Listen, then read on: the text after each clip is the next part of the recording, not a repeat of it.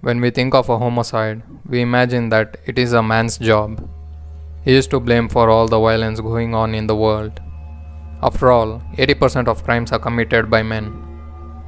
However, we should not forget that 20% who either acted alone or as a partner of a male or female to commit a crime. Here is a list of 6 notorious female serial killers that I have studied. Lizzie Borden. After the death of her mother Sarah, 3 years later, Andrew married Abby Duffy Gray, quickly becoming Lizzie's stepmother. Lizzie never liked her stepmom, believing that she only married her father for wealth. On August 4, 1892, when Abby was cleaning up the guest room, according to forensic investigation, Abby was struck on the side of the head with a hatchet, causing her to fall down. The killer repeatedly struck her approximately 17 times, finally killing her. Andrew was similarly killed when he was asleep on the couch downstairs. He had received 10 to 11 hacks on his body, and one of his eyeballs was split open. Tilly Klimek was a Polish serial killer who had killed over 7 people from the span of 1914 to 1921. Most of the victims were her own husbands. Tilly Klimek could call herself a psychic and predicted her own husband's death, when in reality she used to poison them. She, along with her cousin Nellie Kowalik, who would later be called as arsenic widows, would take out life insurance of their husbands and kill them. In total, Tilly Klimek married 4 husbands and was caught when the 4th husband was severely ill. Later tests revealed he had arsenic in his system. She was found guilty and was sent to life in prison. Klimek died in the prison in 1936 from natural causes. Eileen had a rough life from the very get-go. Divorced parents, father charged with sexual crimes against children, and Eileen herself being abused both physically and sexually by her own grandfather.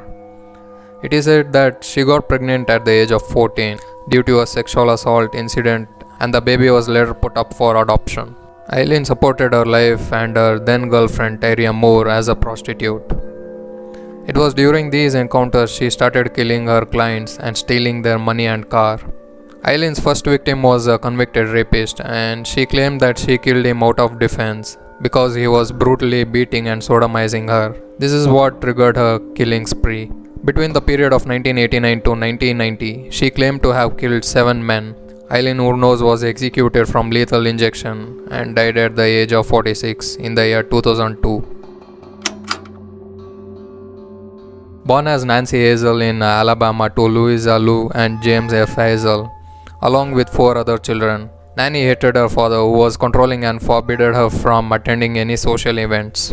At the age of 7, while traveling on train, she accidentally hit her head on the metal bar in front of her seat, causing her to have headaches, blackouts, and depression for most part of her life. She even blamed this incident as a reason for her future crimes, as her mind was unstable.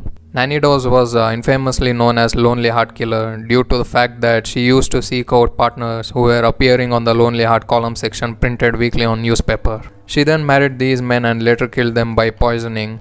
Nanny killed a total of 11 people during the period of 1920 to 1954.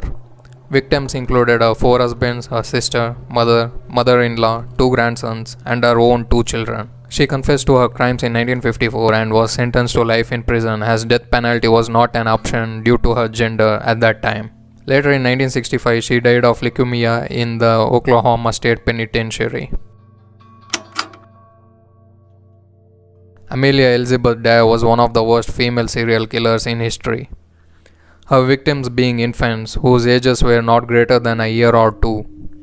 The records have shown that she has attributed to have been killed more than 400 babies, out of which only 6 were confirmed. She would lure the baby's mother, posing herself as a nurse, who then would promise them that she would take care of the infants till they become financially stable. These babies were illegitimately conceived by many young women, and single parenting was not accepted by society during those times. Amelia would take advantage of this situation and use the term farming of the babies, where she would legally adopt the child and ask their parents some money in return for caring. In reality, she would spend money on booze and never cared for the infants, which would later die of starvation. As the time went by, Amelia would resort to poisoning or making them drink alcohol and even strangling them with the white-edged tape.